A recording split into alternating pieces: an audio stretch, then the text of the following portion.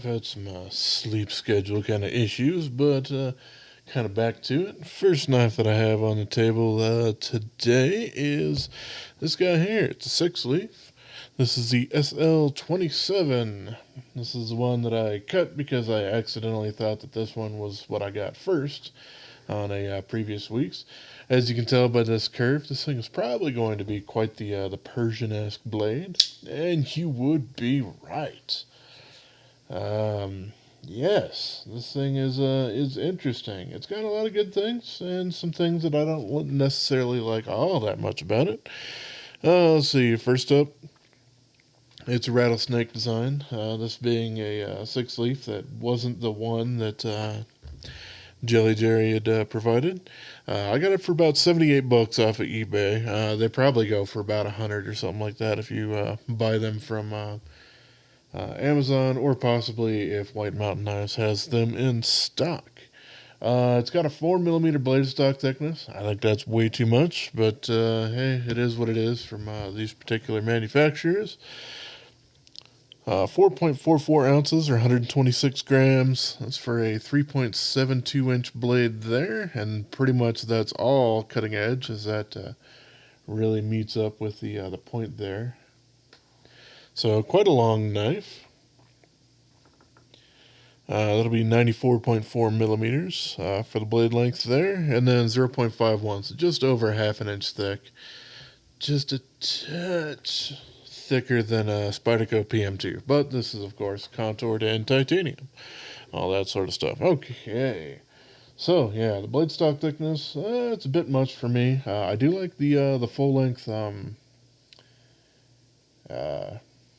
backspacer. That's the word I'm looking for there.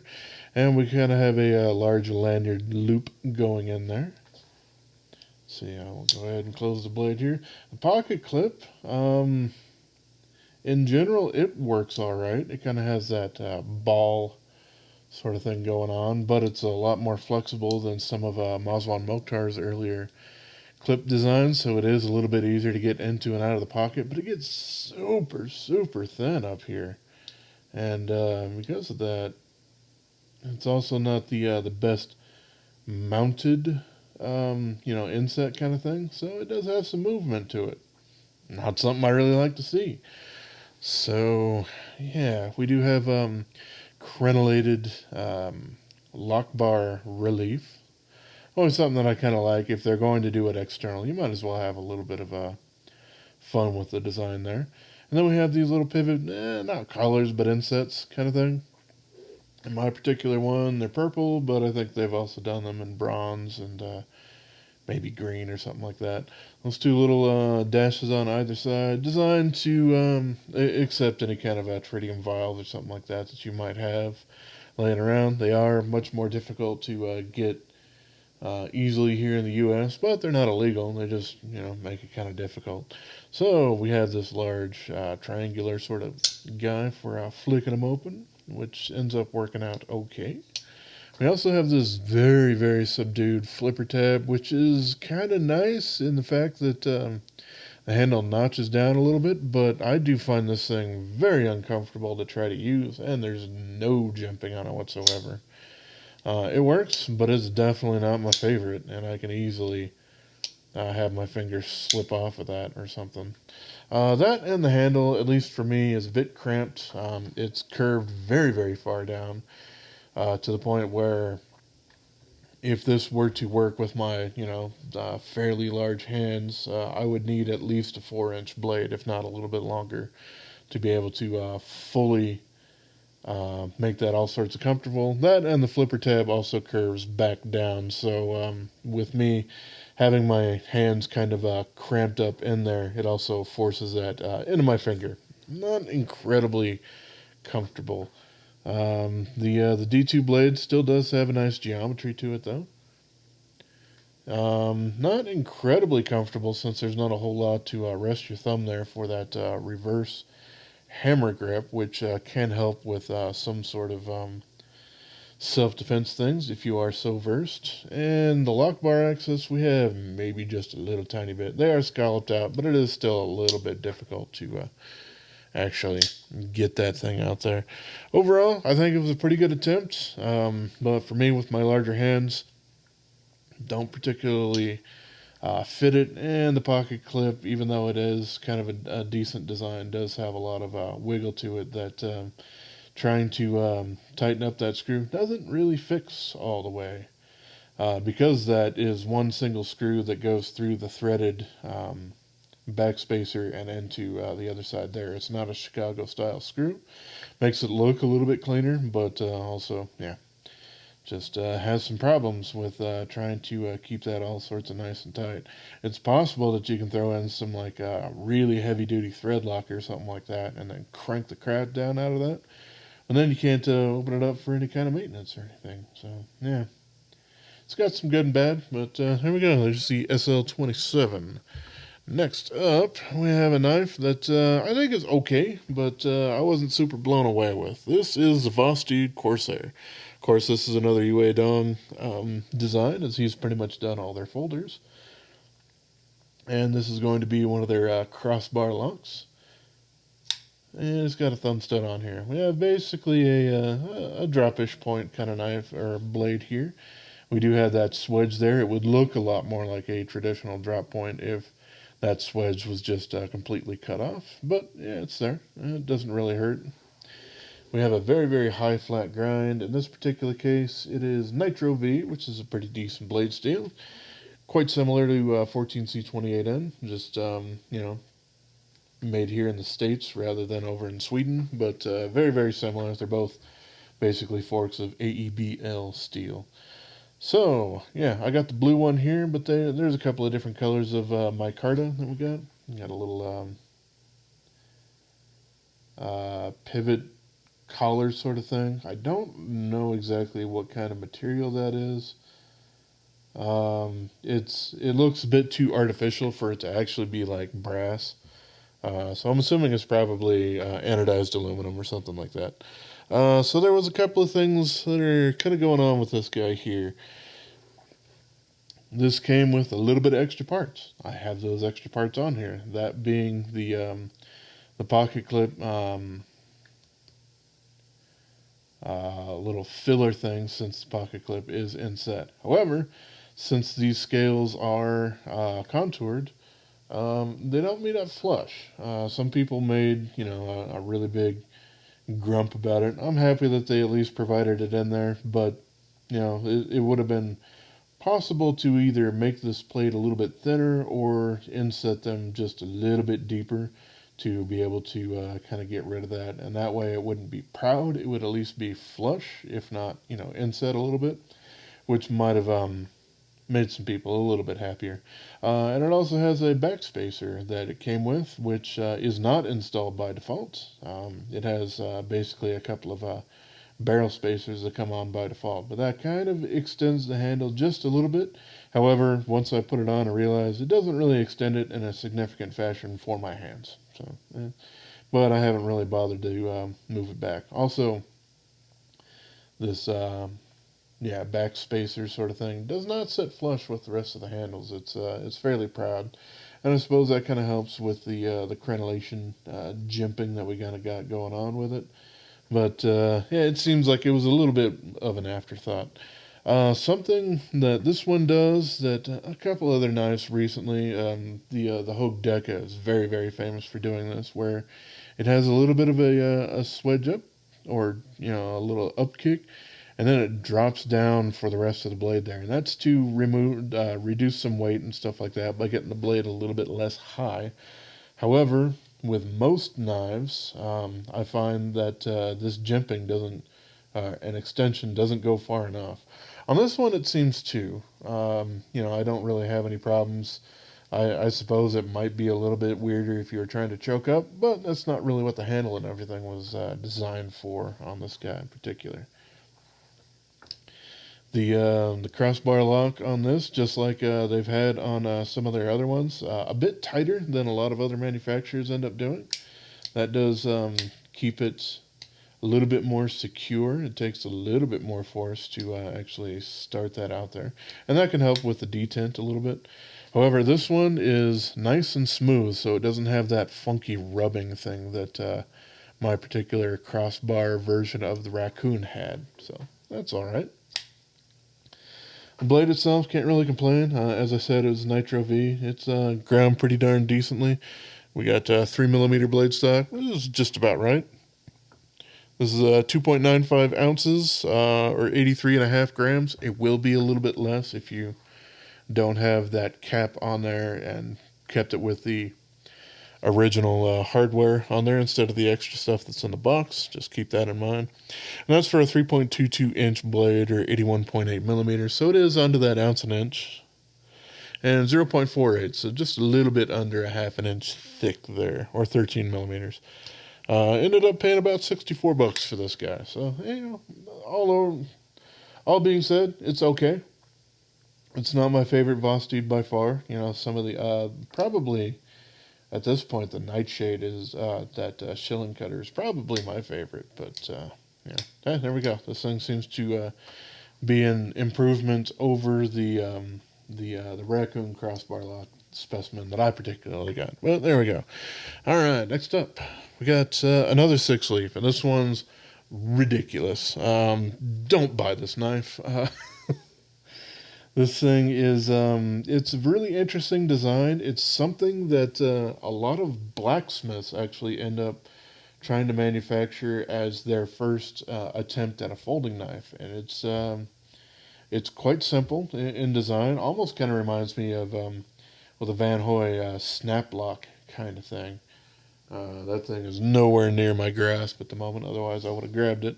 But yeah, here we go. We can swing the outer frame around, and then once it gets there, we can swing that around. However, this thing has absolutely nothing to keep that in place. So it's fiddly. Even if you have it in your hands, this handle will kind of get away from you.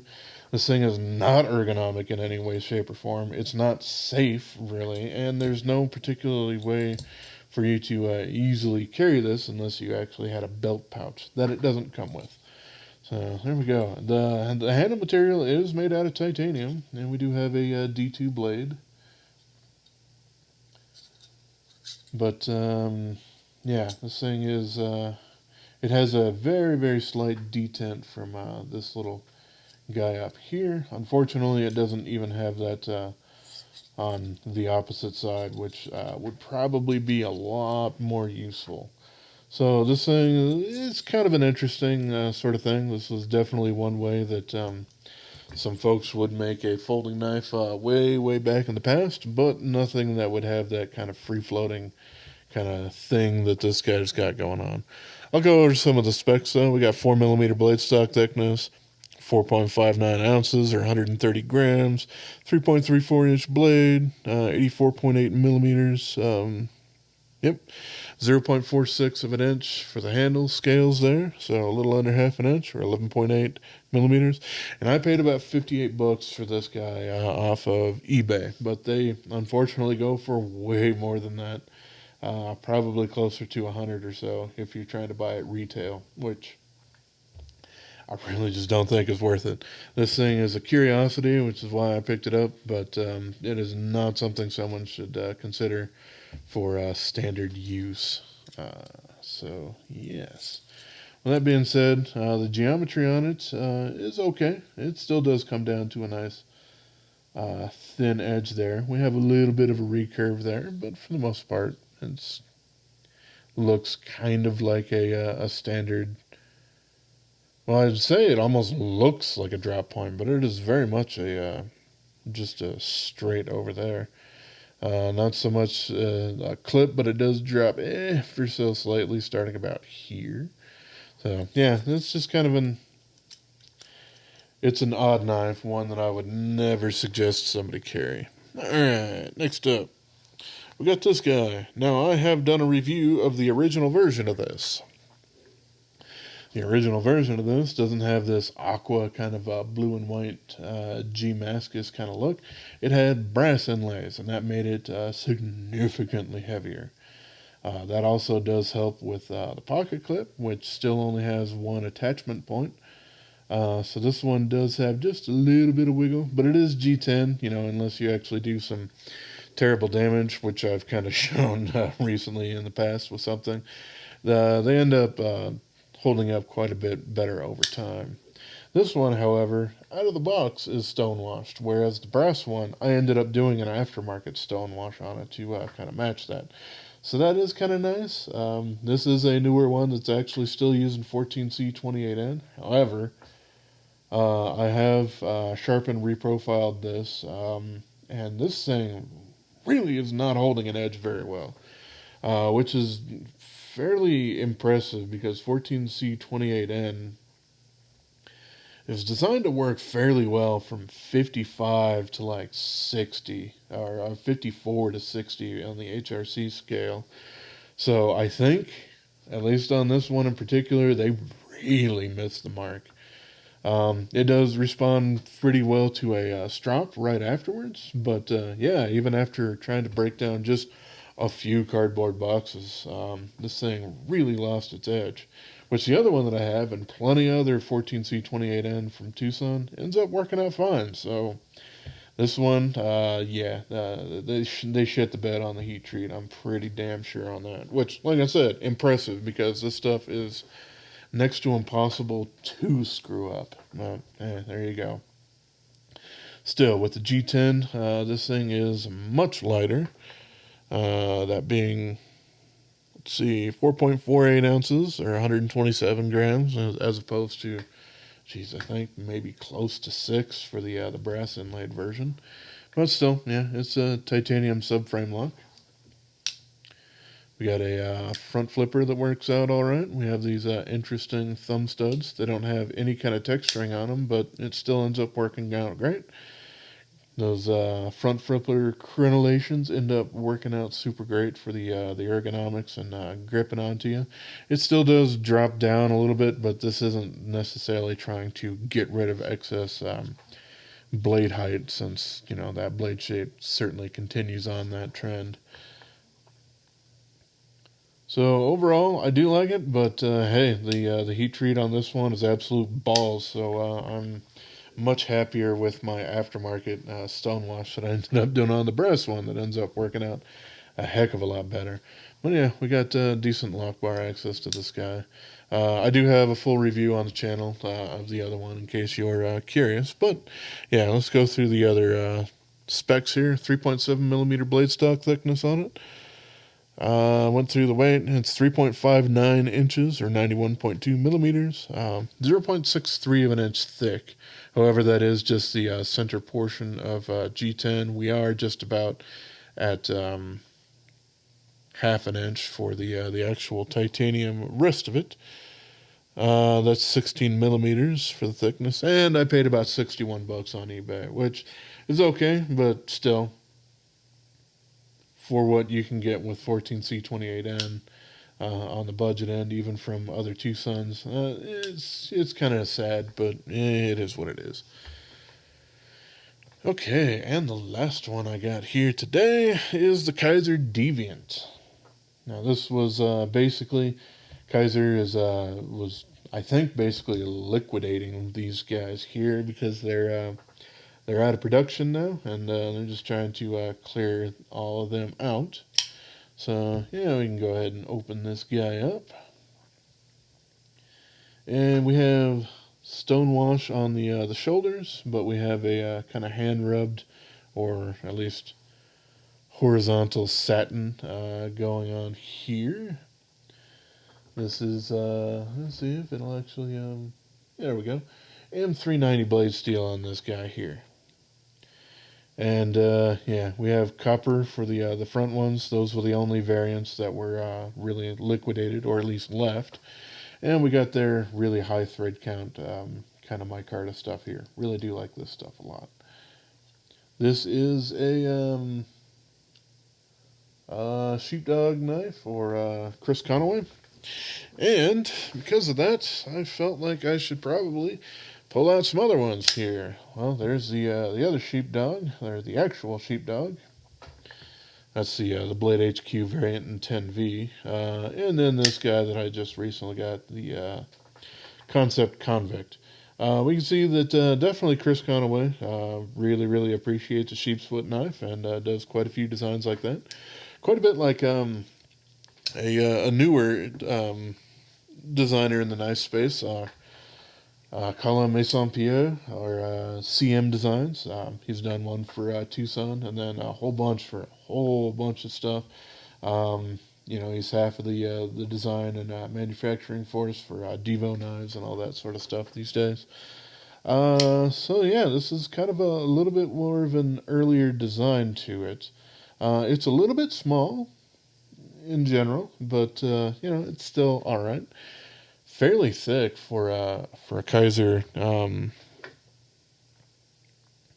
Kizer knife, but I think a little bit of that is probably that this thing isn't a full flat grind or anything like that, because it is basically 2.9 millimeter blade stock thickness, which isn't all that thick. This thing does look thicker, but I had measured it a couple of times, and yeah, that's basically it there.